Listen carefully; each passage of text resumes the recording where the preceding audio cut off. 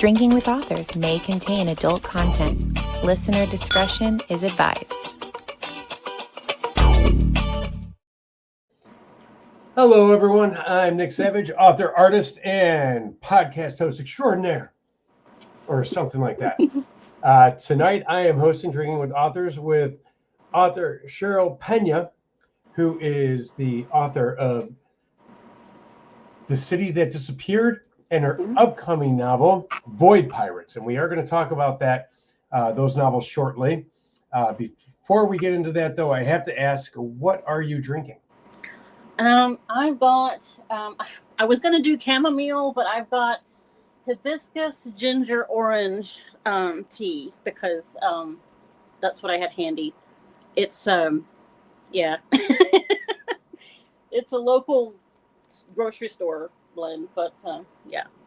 No, tea is good. I like my tea tonight. I'm drinking Sam's Club 0-calorie soda because it's delicious and only $1 for 2 liters. So I'm like, I love it. I almost said 2 gallons. That'd be a lot. That would be. That would be a lot.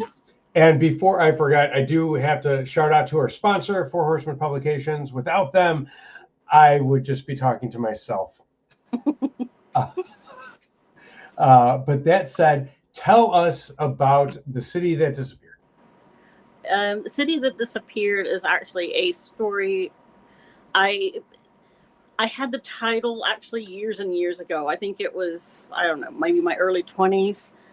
And I didn't know what to do with it. So I just hung on to it for years. And the only thing I knew was that I wanted to have an Earth city built on a foreign planet. And then, of course, it either disappears or not, one or the other.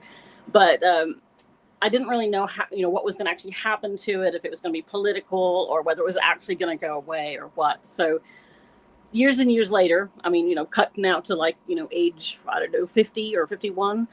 And I had a nightmare that gave me the conclusion. And I'm like, yes, this is perfect for that story. And I finally got to write it. So, yeah. So it was like I don't know. There's the city, of course, built on another planet. And then they transmit to Earth daily for 10 years. And then one day they don't get the transmission. And Earth launches an investigation. One of the analysts who discovered this is heading the team, and she goes to the site of the city, and nothing goes as planned. Nothing at all. Well, that doesn't sound boring by any means. So that's that's always, I guess, good when writing a novel. But you have won an award, and if I can read properly, which is hard for me sometimes, the Literary Titan Book Awards, you won gold. Yeah. For your novella, The House of Wind Lift. Yes. Give me some lowdown on that. It's like you submit them for reviews, I guess, and then they usually award several gold and several silver as well each month. And I guess when I submitted that one, they gave it one of the gold awards. And then I also got honorable mention in 2022 Indies Today Awards. So it's the same novella. And I don't know if this is true, but I heard they don't usually give it to novellas, so I'm just glad to be singled out at all, But that one was not sci-fi. I usually write sci-fi, but that's the only one I have that's not sci-fi. Is there a reason that you don't write in that genre anymore, or is it just kind of an idea you had and left it at that? Yeah, I think it was just an idea I had. I had I don't even remember exactly if it was a dream or if it was something else, but I just woke up from this nap 30 years ago and thought, I liked it. I had the title in my head and I had a basic concept. And so then I just kind of wasn't going to publish it or anything. I just kind of played with it for years and years off and on. And I don't know. I honestly don't know if I always loved sci-fi. It was always my favorite, but for some reason that one idea wasn't really sci-fi. But it was I don't know. I guess if you read it, you can kind of see where maybe there's some ideas that are maybe not quite as well grounded maybe as other. So it's kind of not really speculative, but I mean, you can kind of see it heading in that direction, maybe. So, but No. you know. Now, that's all stuff you've done. Mhm. And of course, as authors, we constantly have to be moving forward, to which in May of 2026, you have another novel coming out called Void Pirates. Yes, and that one really surprised me because I've been working on the series for a while, and I had a I don't know, I was kind of polishing I had some beta reader feedback, and I was polishing it, and I got my first full request on book one, and I was shocked because I'm like, oh my god, and I was so excited to send them everything that they asked for. And it was a series of five. I think I only had the first four completed at the time. And, they signed all five. So really, really made me happy. This is Cloaked Press, by the way. It's with Cloaked Press. And I did eventually, of course, write the fifth book. So it's done now, but I just haven't, But so Void Pirates book one is sort of like the introduction to the main story, but it still got a lot of action sequences and things like that are pretty fun to write.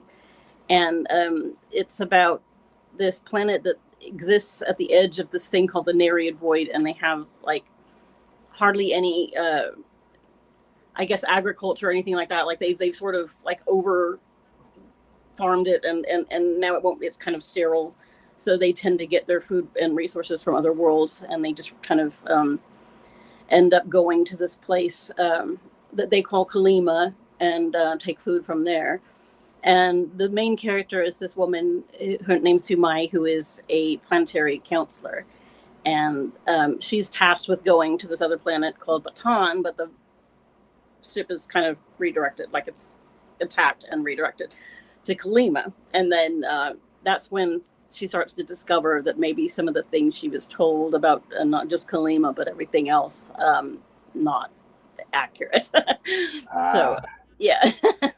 And she kind of ends up going on this kind of, discovery mode, learning about herself as well as, I guess, not just Kalima, but, everything about her world that she's from. Very nice. Now, you are drinking tea right now, but in your in the email, you have a 4-word sentence. I had to count the words in my head real quick. And it said, tacos and coffee forever. Yeah. So, and it said cafe au lait though in parentheses. So, oh yeah. So have you been to New Orleans? Yes. And so you've had a proper cafe au lait down somewhere in there. Well, when I was there last, I think I was 16 years old, so not really drinking coffee at the time. But, no, I was 17 actually. I forgot. Yeah, because we had the puppy, and the puppy was I got when I was 17. So yeah, I was 17, not drinking coffee. But you like cafe au laits. I do, yeah. If you ever get back to New Orleans, have a cafe au lait down there.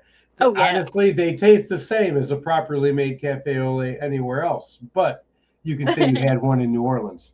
Well, yeah, and definitely some beignets as well. I mean, like proper beignets, because we went to a Cajun restaurant, but we didn't get the beignets. We just got. We were only there for a day, and then we came back. So long drive. It's funny because I've talked with people who live down there, and they're about the beignets, and they kind of split into 3 separate groups. If they're not from New Orleans proper, they don't like any of the beignets you can find in New Orleans. Oh, wow. And they're like, those are too commercialized. And then you have the others that are like Café du Monde beignets and then other beignets. And I am a fan of Café beignets, but last time I was there, they only had the one location. Now I think there's like 3 or 4. So neat. Okay. I can't say if they're still the same or not. But a good beignet is very hard to make properly. Yeah, I can see that. I mean, for sure. I mean, yeah. Like when I've had French food outside of France, like for example, it's not usually quite as good. I mean, the Americanized version is usually a little not really like bland exactly, but it's just not quite as I don't even know how to explain it exactly. Like if I have like say a French dessert here in the United States, it's usually really sweet compared to what they have over there. It's not sweet hardly at all. European desserts are far less sweet. And I don't want to say they're thick, but they're more mild in terms of the sweetness. Like I find a lot of American desserts are just, here's a bunch of sugar. Yeah, and it's not that I don't like some of those too, but like like the aforementioned beignets, but Yeah. But yeah, I don't know. I just think that like if I have like Tex-Mex, for example, outside of Texas, I don't usually like it either. So I don't know. It's commercialized.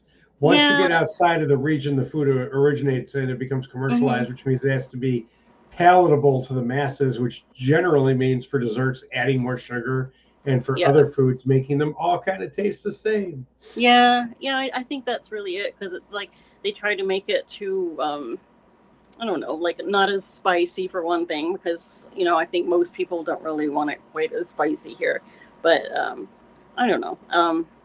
I feel like maybe if they became acclimated to it, they would like it. I don't know. Are you a spicy person?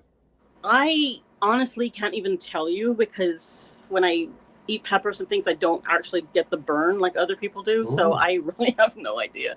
I like it normally. I like foods that have lots of seasonings and spices and things, but as far as a burn, I have no idea. I don't really.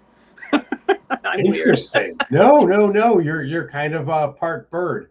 Birds are immune to the irritating effects of the capsaicin, which is what causes the spicy sensation. Yeah. And I have this capsaicin cream I'm using on nerve pain, and they told me it would feel warm. It's just cream. Honestly, I can't tell the difference at all, but it might be doing something, but I just don't feel it. Like I feel the warming. Well, I hope it helps. I definitely hope it helps. I hope so. So to the other half of that sentence, you said tacos, and everybody loves a good taco. Oh yeah. Yeah. Do you have a favorite taco place or a favorite taco ingredient or topping or something that draws you to a okay, so probably there's a couple, because I like if I'm gonna go for lunch or something, then I usually want puffy tacos with picadillo, and I'm just one of my favorites. And then if I want I don't know, I guess breakfast, then it's usually gonna be a barbacoa, or else maybe a potato and egg. And there's this local chain called Chacho's that I used to go to, but I don't live there, like in that area of town anymore, so I don't really get to go there. But as far as the puffy tacos, I'm trying to remember where. Usually Los Barrios or maybe Rosario's, but those are kind of the popular ones. But I haven't really been able to try that many others, because there's some in this neighborhood where I live now, but I don't know. I just, they're kind of bland, so I don't really like them as much. I understand that, and you have to find the places that have the good flavor. And I'm all for supporting. I am all for supporting small businesses, but the businesses have to be giving out a good product. Yeah. And if it's not something you're enjoying, then let the people who enjoy it support them.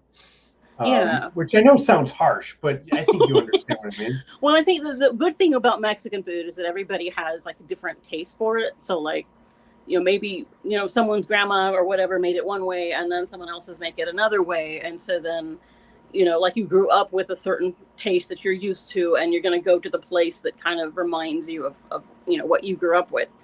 So luckily, and of course there's so many different states in Mexico and different, areas that have different cuisine. It's a little bit different. So usually from here, it's going to be Jalisco or maybe Nuevo Laredo. And it's not quite the, I don't know. It's influenced, of course, by Texan food, but of course, I don't know.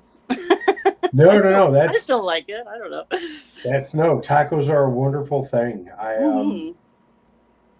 I always love like a good chorizo taco. Oh yeah, yeah. I had fish tacos in Tulum. Actually, that was so good. Oh my god! And it wasn't the kind of touristy place that was being pushed by the tour guide. So it was like this little kind of hole in the wall, and it was awesome. I'm like, oh my god, more people should be coming here. This guy is amazing. And he made this. It was like he told me that I should order the pineapple juice, and I'm like, okay, I like pineapple. He took a whole pineapple, sliced the top off, cored it, and then put it in the center in not the core, but the juice, the fruit and stuff. Put it in a blender and then served it to me.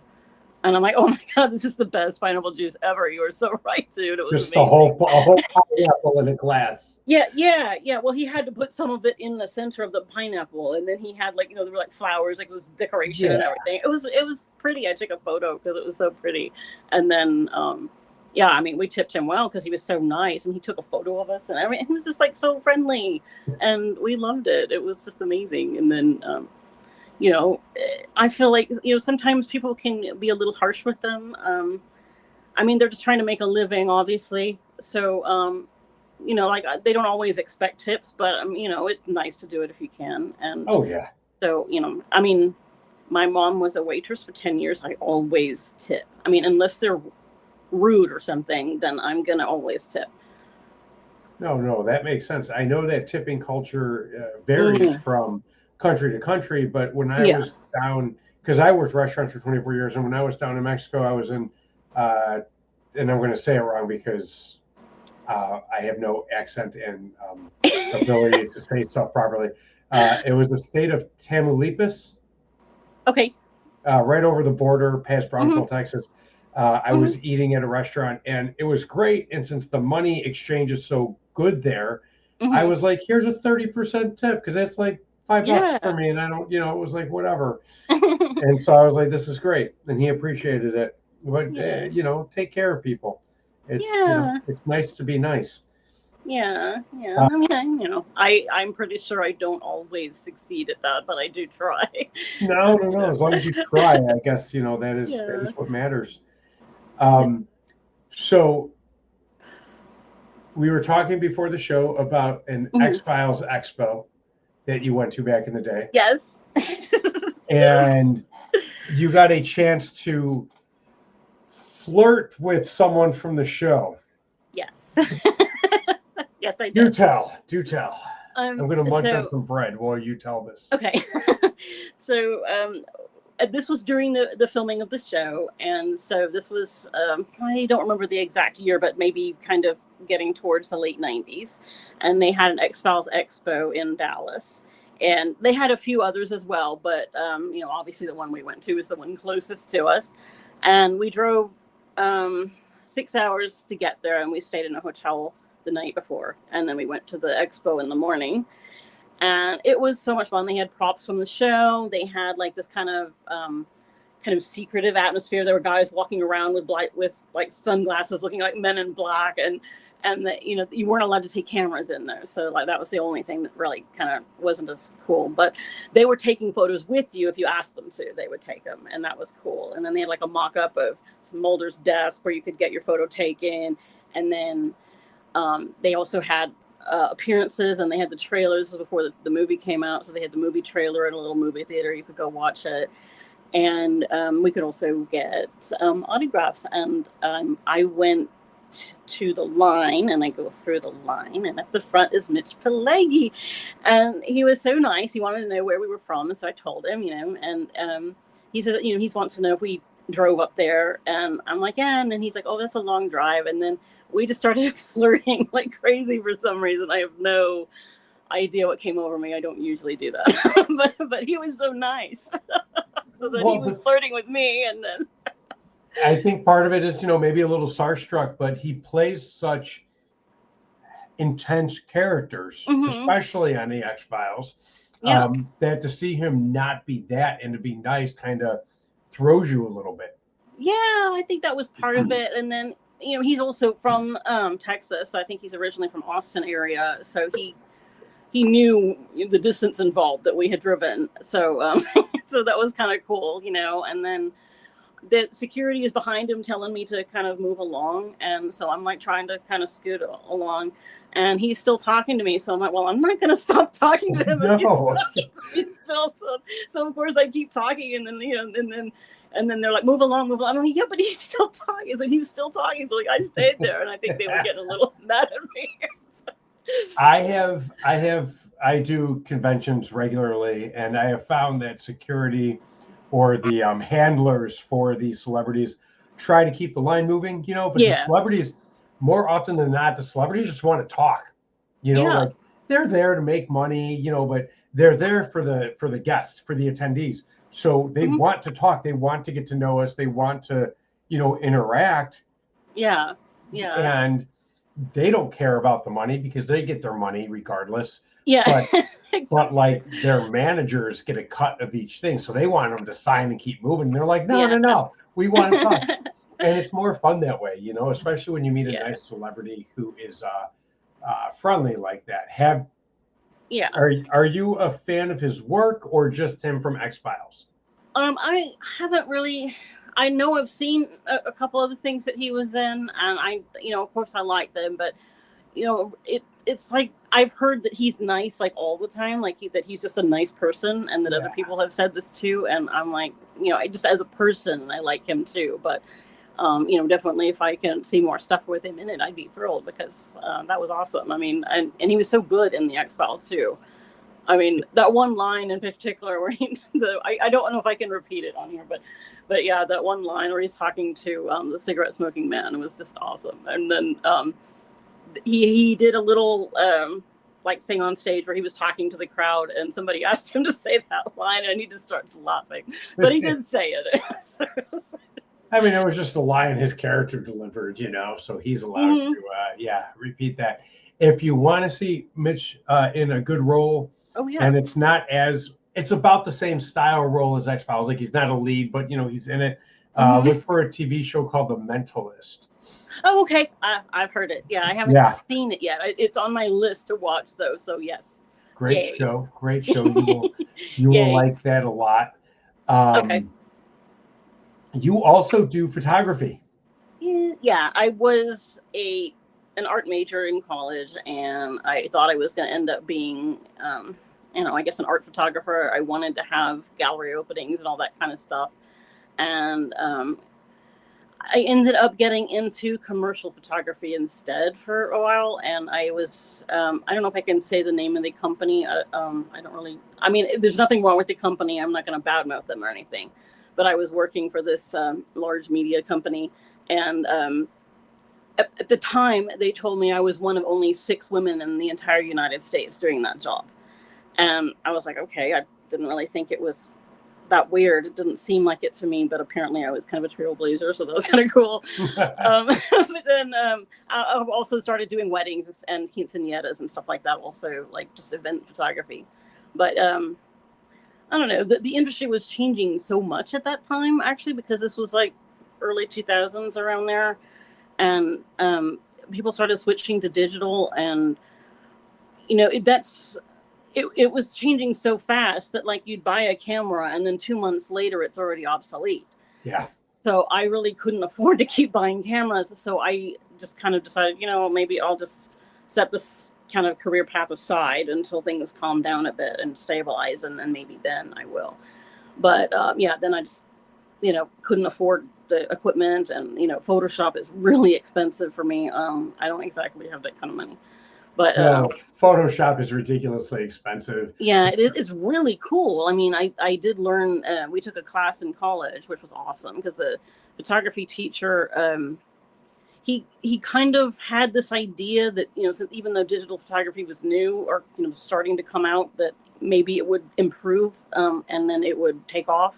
And he didn't want us to be left behind, so he taught a Photoshop class, and I'm like, thank you, because that's amazing of him, and he was a great teacher. Honestly, I love him, and he was awesome, and so yeah, I mean, I know what it can do, and it can probably do a lot more than I even realize it can do. I mean, if you can imagine it, it can do it. Yeah.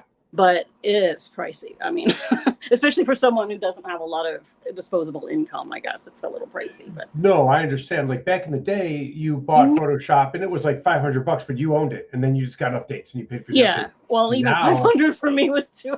Oh no, that's way too much money. Yeah. Yeah. But now it's a subscription each month. You can't just own it. Yeah. You can't just pay a one-time fee and own it. You have to, like, I think if you just want Photoshop, it's like $40 a month or something like that.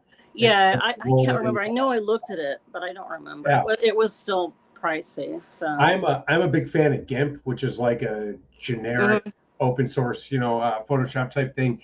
And then my dad showed me Affinity, which is Affinity and Canva merged together or something like that. Oh, okay, interesting. And Affinity is even better than GIMP.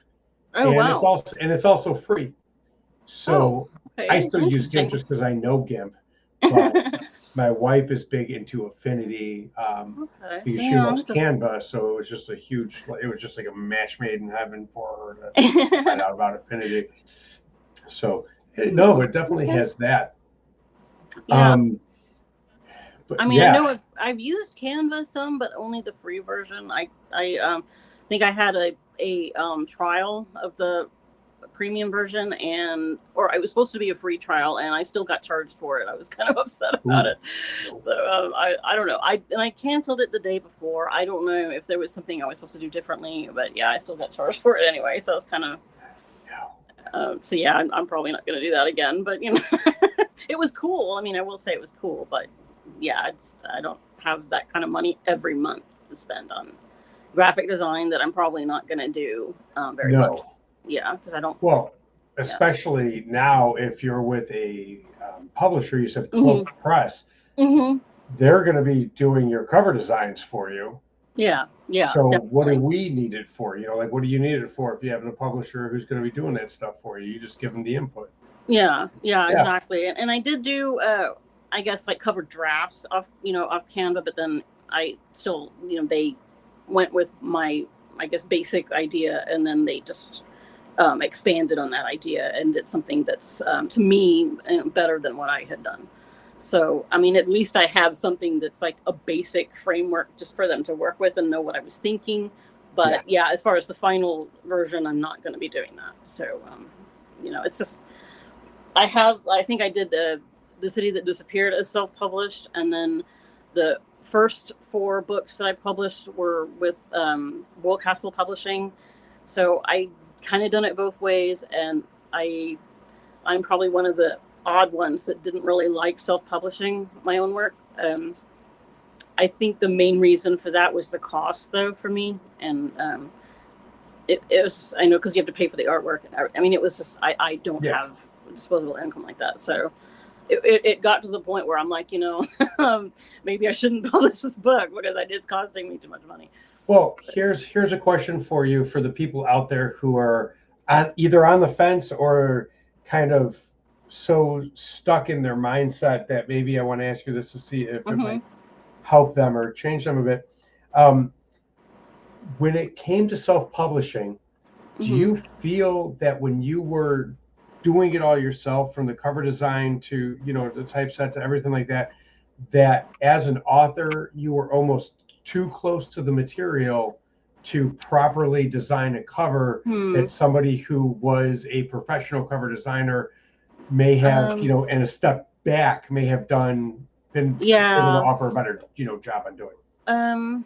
Maybe, because I mean, I think there's limitations with the software I had, for one thing, and then same with, just uploading it and all of that, because the version of Office I have only lets me do 1 PDF a month for some reason.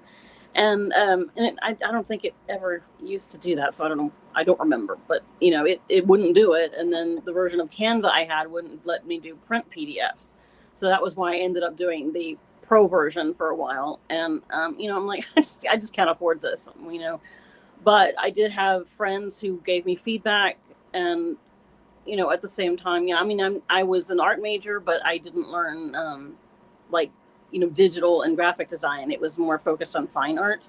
And so it's not quite the same aesthetic. So I think maybe a pro designer would have been better. I mean, for me, I just think it would be, I mean, I just couldn't afford it, but I mean, obviously that's my preference. And same with the editing and all of that. I'd obviously prefer to have somebody else look at it besides me, and not just, like beta readers, but, somebody who understands modern publishing trends that I may not be aware of.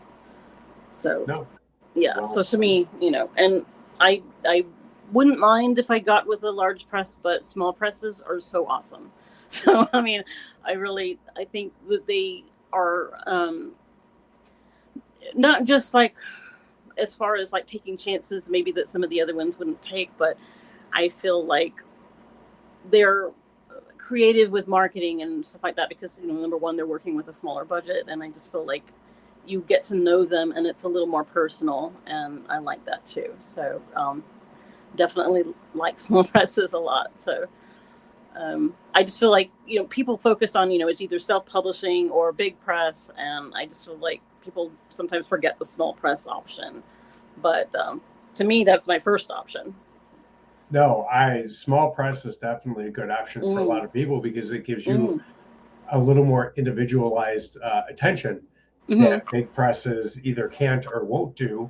And I think it's more can't do over won't. I don't want to say that big presses are a monster. Yeah. I mean, I know people who are with them and like them, so I won't say anything against them at all. No. But I think small press is definitely a good way to go. And I think I personally think being able to step away from your work and letting someone else who is an expert in that particular area of the industry come in and design a cover, design the typeset, gives it a look that the author might not be able to do themselves for the most part. Yeah, and then most of the time, of course, they've read your book already too, so they have maybe a different insight into the manuscript than you might have. Like, they might catch themes and things that you didn't notice yourself when you were writing it. So I mean, I definitely think it's well worth it to, and then obviously if they're legitimate, you're still not paying anything up front, so what is it going to cost you except maybe some time to put together a query package, and that's it. So exactly, there's nothing to lose in my opinion. Maybe a little time because you have to wait. Sometimes, I mean, it's not I don't know. I feel like there's like this instant gratification thing with self-publishing that appeals to a lot of people, but and of course the complete control part and all of that. But to me, I don't really want that in some ways, because I feel like I want other people's opinions on everything. And I don't think that my opinion is definitely the only way to go. So, in fact, I probably question my judgment at some point in my life plenty of times. So, I mean, I just think that it helps me figure out the direction I want to go, for one thing, too. No, but I like that a lot. As we are, oh no, you're going to say something. No. I was just, sorry. I was just going to, shout out Cloak Press again because, they've been really great so far. And I haven't actually had the book come out, but they've been very communicative, and, they reach out and give you updates and stuff. And they also have, like social media stuff that you're able to like keep in contact with them and chat with them. So they've been very, very open, and you're easily able to reach them, which is great. So, I just, so far it's been great, and I'm looking forward to actually publishing the series and seeing what happens with it. Well, on the subject of Cloaked Press and where we can find you, give me the 411 on everywhere we can find you, find your publishers, socials, websites, all that stuff. Okay, so I have definitely I have a blog. It's trying to remember what the actual thing is. It's CherylJPena.wordpress.com, because I couldn't afford the domain anymore. And then I'm on Threads mostly, and that would be fr.lutece, which is Lutece. It's an old name for Paris, France. So I'm there, and I'm also on Instagram, same username, and I'm on Facebook at Cheryl Pena Writes Books, and that's my username there. I didn't really like that one, but the other ones were all taken. So, but everything I tried was taken. I'm like, all right, I guess I'm stuck with this.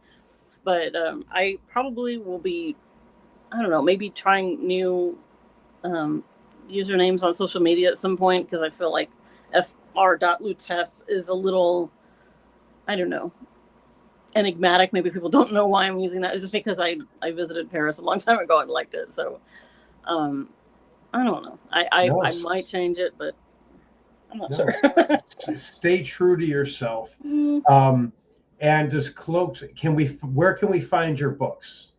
They're going to be okay. So the old ones are on Amazon. They're at Barnes and Noble.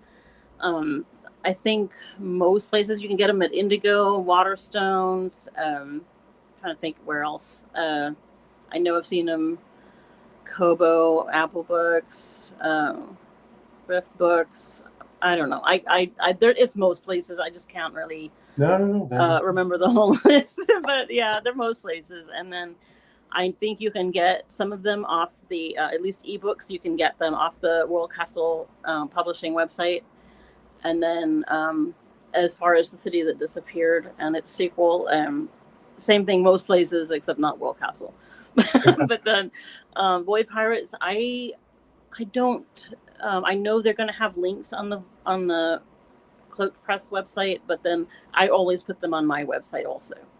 So as soon as they're available, I will have links on there. So very nice. And then before we wrap it up for the day, I always like to ask, what advice would you have for aspiring or new authors? Definitely read. And I wouldn't say like only read in one genre, although it's useful to read in the genre you want to write in, but definitely read outside of that so you can, I guess, not just have an eye on what happens with your genre, but what other things are possible. If you're thinking you want to maybe cross genres or something like that, you need to know what the trends are in those as well. Also, do your research. It's like so important, because you don't want to be prey to scams or anything like that. And there's so many of them. And like there's plenty of resources out there with like Writer Beware and others that will help you be able to determine what's normal in publishing and what's not. And I found some resources on the site called Agent Query. I don't remember the actual email, if it's agentquery.com or if it's something else, but they had information about contract clauses and things like that too. So it wasn't just about agents.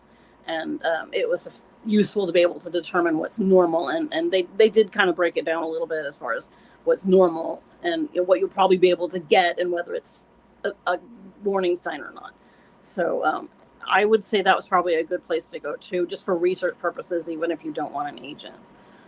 But that you mainly read, and then do your research, be knowledgeable, so you will know when someone is pulling your leg. But that's probably the biggest things, as far as I'm concerned. No, that is good advice right there for them. It's a lot better than my advice of just don't do it. I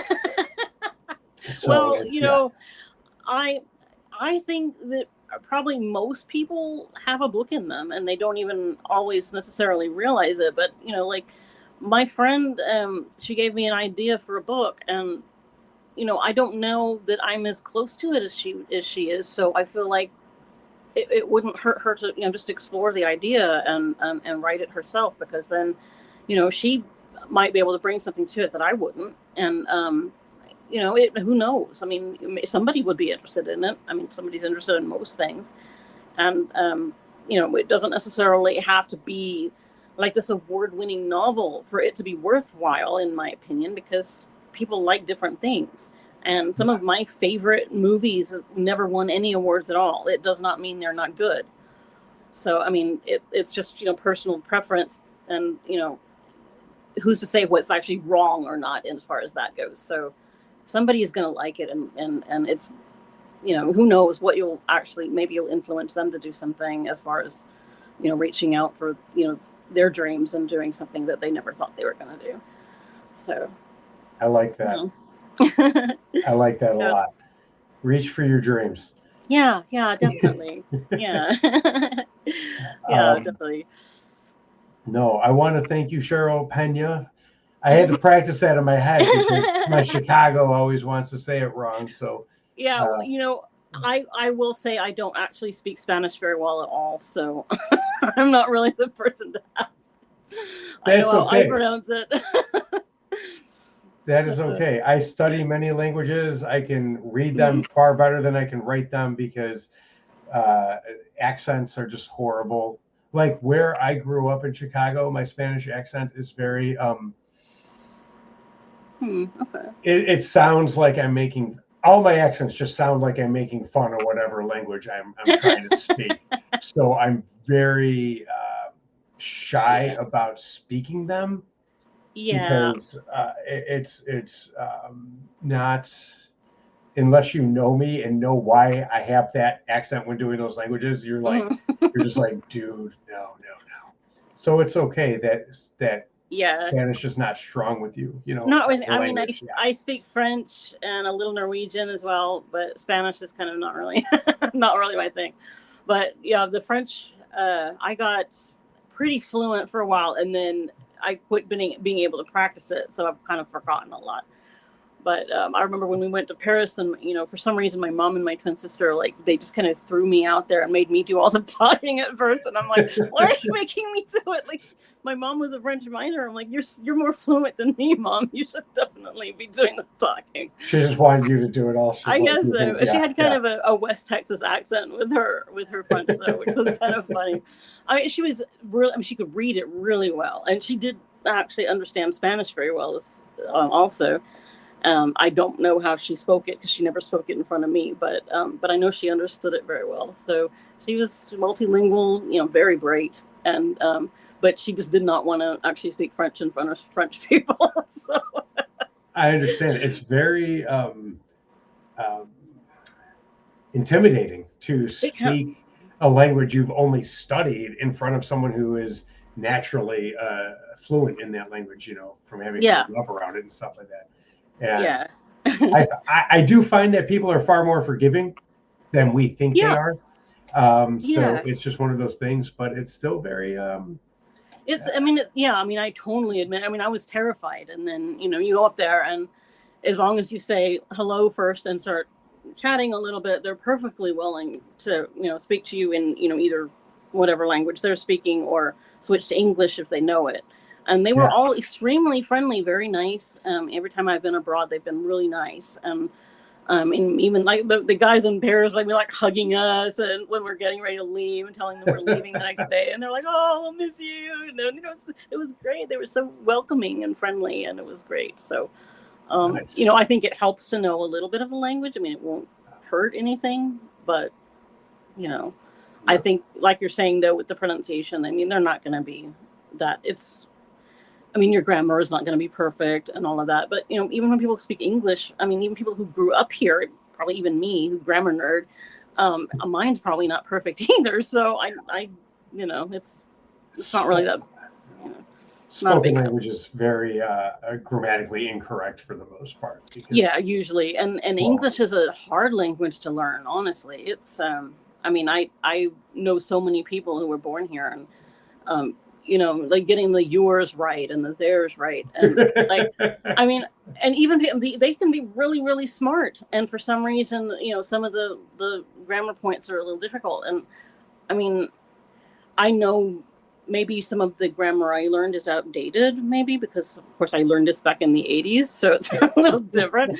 But, I did get myself a new St. Martin's Guide, or a more updated St. Martin's Guide, so I could catch up to be able to write. But it's I honestly, anybody who can make their wishes known and their thoughts known in a foreign language is just like a total rock star, honestly, because it's not easy at all. No, you can now split infinitives. It is acceptable, and you can also end sentences on a preposition. It is no longer looked at as incorrect. So I know, and then when I hear that, it's like grates on me. I'm like, oh God, my 80s heart is just like.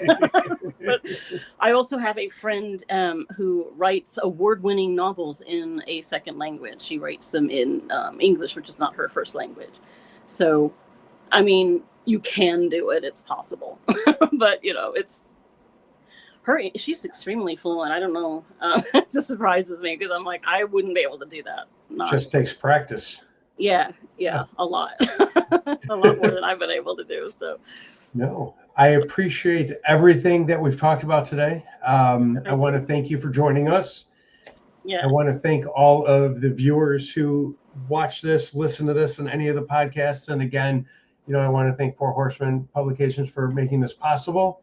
And everyone who's watching this, be on the lookout. Void Pirates drops sometime in May of this year, assuming Yes. all things go proper with it. And you can find all of her other stuff everywhere else she mentioned earlier.